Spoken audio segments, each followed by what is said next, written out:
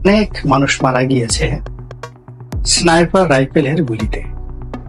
এখন এই রাইফেল আসলো কোত্থেকে? তিনি খুব আশ্চর্য হয়েছেন যে এটা তো মিলিটারির কাছে নাই, সেনাবাহিনীর কাছে এই অস্ত্র নাই।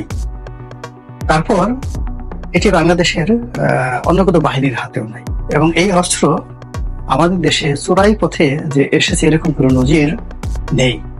তাহলে এত স্নাইপার রাইফেল এবং এত ক্যাজুয়ালিটি কোত্থেকে এলো?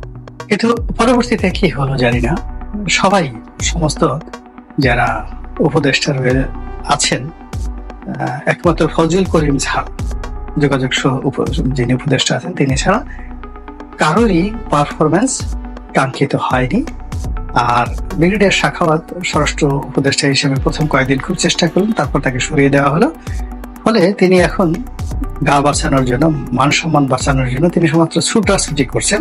কাজের কাজ যে খুব বেশি হচ্ছে এটা বলা যাচ্ছে না। তার যে অধিক্ষেত্র, কর্মক্ষেত্র, বন্দর, তারপরে শেষে শিপিং সেক্টর, শিপিং মিনিস্ট্রি, এখানে আসলে ভালো কিছু করার সম্ভাবনা নির্ভর করে যদি পোর্ট কাস্টম ভালো করতে পারে, আমদানি রপ্তানি ভালো হয়। যেখানে আমদানি নাই, রপ্তানি নাই, সেখানে তিনি কি করবেন? He has nothing to say. তার এখানে করার কিছুই নেই। তো ফলে কি হচ্ছে, তিনি যেহেতু তার দাপ্তরিক কাজ খুব কম, তিনি ঘোরাফেরা করছেন, প্রচুর জায়গায় যাচ্ছেন, বিভিন্ন স্থল বন্দরে ঘোরাফেরা করছেন, মিডিয়াতে সাক্ষাৎকার দিচ্ছেন। আবার উপদেষ্টাদের মধ্যে একমাত্র ব্যক্তি যিনি এসে বিভিন্ন টকশোতে এসে কথাবার্তা বলছেন। তো এমনি এক টকশোতে এসে তিনি সম্প্রতি একটি বিস্ফোরণমূলক কথা বলেছেন, যেই কথার কারণে এখন সবাই বলছে তার উপদেষ্টাগিরি থাকে কিনা। কথাটা কি সেটা আমি পরে বলছি, তার আগে আমি দোয়া করি যে তার উপদেষ্টাগিরি যেন চলে যায় এবং তিনি বাঁচবেন।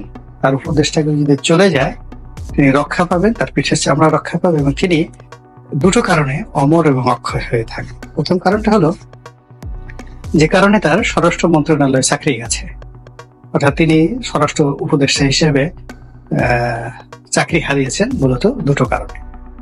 প্রথম কারণ হলো তিনি প্রশ্ন তুলেছিলেন যে এই যে জুলাই আগস্ট বিপ্লব, এই সময়টাতে অনেক মানুষ মারা গিয়েছে স্নাইপার রাইফেলের গুলিতে। এখন এই রাইফেল আসলো কোত্থেকে? তিনি খুব আশ্চর্য হয়েছেন যে এটা তো মিলিটারির কাছে নাই, সেনাবাহিনীর কাছে এই অস্ত্র নাই। তারপর এটি বাংলাদেশের অন্য কোনো বাহিনীর হাতেও নাই, এবং এই অস্ত্র আমাদের দেশে চোরাই পথে যে এসেছে এরকম কোনো নজির নেই। তাহলে এত স্নাইপার রাইফেল এবং এত ক্যাজুয়ালিটি কোত্থেকে এলো? এবং এই স্নাইপার রাইফেল দিয়ে যাদেরকে গুলি করা হয়েছে, মানে পুলিশকে গুলি করা হয়েছে, তো এই ক্যাজুয়ালিটি কোত্থেকে আসলো? এই যে প্রশ্নটা তিনি ছুঁয়ে দিয়েছেন, এটি মানে অনেকের মাথা খারাপ করে দিয়েছে। ইট মিনস এই রাইফেলের সাথে যারা সম্পৃক্ত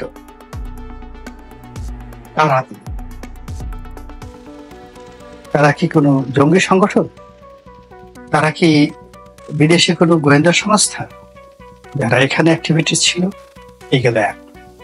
দুই নম্বর হলো তিনি আওয়ামী লীগের রাজনীতি করা নিয়ে কথা বলেছেন, যে ঠিক আছে আপনি শেখ হাসিনাকে তিনি তির্যক ভাবে বলেছেন, তিনি ওখানে বসে বসে বড় বড় কথা বলছেন, তারপর শেষে ওখানে বসে হুমকি দিচ্ছেন, ধামকি দিচ্ছেন, যদি সামর্থ্য থাকে তো বাংলাদেশে এসে রাজনীতি করেন। এই কথার মধ্যে কোনো ত্রুটি নেই, কিন্তু এই দুটো কথার জন্য তাকে সরিয়ে দিতে হয়েছে। আসলে দুটো কথাই তাকে ইতিহাসে অমর করে রাখবে। আর এখন যেটা নিয়ে বিতর্ক হচ্ছে সেটি হলো বাংলাদেশের দুজন লোক, সালমান এফ রহমান এবং আনিসুল হক, তাদেরকে যেভাবে গ্রেপ্তার করা হয়েছে, সালমান রহমানের দাড়ি শেভ করে ফেলা হয়েছে। এখন বলা হচ্ছে যে সালমান পালানোর জন্য তিনি দাড়ি শেভ করেছেন। এ কথা কিয়ামত হইলেও সাধারণ বুদ্ধিমান মানুষকে বিশ্বাস করবে না। তাহলে চিন্তা করুন যে সালমান এফ রহমানকে গ্রেপ্তার করা হয়েছে, তার তখন মুখে দাড়ি ছিল না, এক, এবং তাকে যেভাবে লাইফ জ্যাকেট পরিয়ে এবং যেভাবে হাতে রশি বেঁধে, হ্যান্ডকাপ না পরিয়ে তাকে যেভাবে পাগল বেঁধে রাখে, ওইভাবে রশি বেঁধে তাকে যেভাবে বসিয়ে রাখা হয়েছে, এবং তার পাশে একইভাবে যেভাবে আনিসুল হককে, আইনমন্ত্রী আনিসুল হককে যেভাবে বসিয়ে রাখা হয়েছে, এবং যে গল্প তৈরি করা হয়েছে, এটিকে তিনি বলেছেন যে এটা একটা সাজানো নাটক, এবং পুলিশ এই ধরনের সাজানো নাটক কেন করে, কি কারণে করে, সে ব্যাপারে তিনি একটা একেবারে সহজ সরল স্বীকারোক্তি দিয়েছেন। তো এই বক্তব্যটি নিয়ে তোলপাড় চলছে, বিভিন্ন রকম তোলপাড় চলছে, এবং এর ফলে কি হলো, যাদেরকে গ্রেপ্তার করা হচ্ছে বা হয়েছে আওয়ামী লীগের বড় বড় নেতাকে, এই গ্রেপ্তারের মূলে যে অভিযোগগুলো রয়েছে, গ্রেপ্তারের স্থান এবং গ্রেপ্তারের সময় যে কাণ্ডগুলো ঘটানো হয়েছে, যেমন জাস্টিস মানিককে কলাপাতার উপর শুইয়ে রাখা হয়েছে, তারপরে তার অন্ডকোষ ফাটিয়ে দেওয়া হয়েছে, এবং তাকে সীমান্তে যেভাবে গ্রেপ্তার করা হয়েছে, এগুলো সামনে চলে আসছে। তারপরে ডাক্তার দীপুমণিকে যেভাবে জ্যাকেট পরানো হয়েছে, যেভাবে ডিম মারা হয়েছে, যেভাবে কিল ঘুষি চর থাপ্পড় দেওয়া হয়েছে কোর্টে, এরপরে যেভাবে এখন কারাগারগুলোতে, বিভিন্ন কারাগারে আওয়ামী লীগ নেতাদের হার্ট অ্যাটাক হচ্ছে, অনেকে মারা যাচ্ছেন, তারপর আরো অনেক কিছু ঘটছে, অনেক কিছু ঘটছে। তো এগুলোকে যদি নাটক হিসেবে আখ্যা করা হয় এবং এটি যদি একজন উপদেষ্টার মুখ থেকে বের হয়ে যায়, এটা কোনো সাধারণ ঘটনা নয়, এটি দলিল, এই সময়ের একটা দলিল। এবং এই সকল কথা বলার পরে যদি উনি টিকে যান, আমি মনে করবো এটা সরকারের যাকে বলা হয় ইতিবাচক একটা দিক।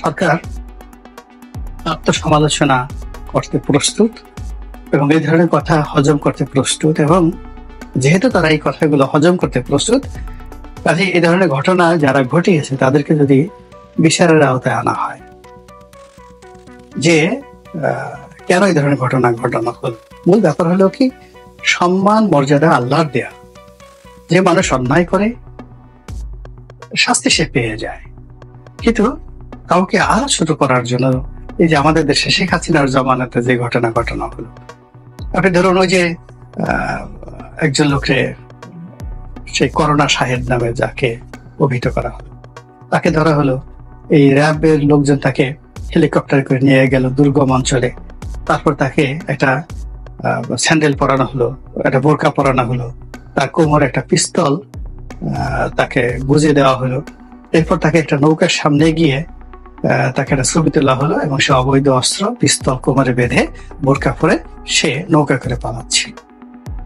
মানে এই সকল ঘটনা যারা ঘটিয়েছে, যদি এই সকল লোকদের সবাইকে শাস্তির আওতায় আনা যেত এবং দৃষ্টান্তমূলক শাস্তির আওতায় আনা যেত প্রত্যেকটা লোককে, তাহলে বাংলাদেশে দ্বিতীয়বার এই ঘটনা ঘটতো না। আবার ওই যে নারায়ণগঞ্জে যে 7 মার্ডার হলো, সেই 7 মার্ডারের সাথে যারা জড়িত তাদেরকে যদি দৃষ্টান্তমূলক শাস্তির আওতায় আনা হতো, তাহলে এরকম ঘটনা ঘটতো না।